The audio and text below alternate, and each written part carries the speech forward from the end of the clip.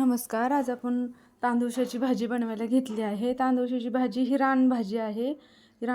पावसाळ्याच्या सीझनमध्येच ही भाजी भेटते आपल्याला. ही भाजी चांगली जरा भाजीला माती असते ना, त्यामुळे ही चांगली 3-4 पाण्याने चांगली धुवून घ्यायची, उकळून घ्यायची आणि उकळून घेतल्यानंतर ती अशी पिळून घ्यायची, कोरडी करून घ्यायची आणि ही अशी सुट्टी करून घेऊन त्याच्यामध्ये ना 1 चमचा मीठ टाकायचं चवीनुसार. ह्या भाजीला जरा मीठ कमीच टाकायचं कारण का भाजीमध्ये मीठ असतं. आणि कच्चे शेंगदाणे आणि लसूण हे चांगले वाटून घ्यायचे आणि हे शेंगदाणे त्याच्यावर असे छान असे एकत्र करून घ्यायचे. हे बघा असे. आणि एकत्र करून झाल्यानंतर ही आपली भाजी खाण्यासाठी तयार झाली आहे. ही भाजी आपण ज्वारीची भाकरी किंवा चपाती कशावर तुम्हाला ज्याच्या आवडेल त्याच्यावर तुम्ही ही खाऊ शकता.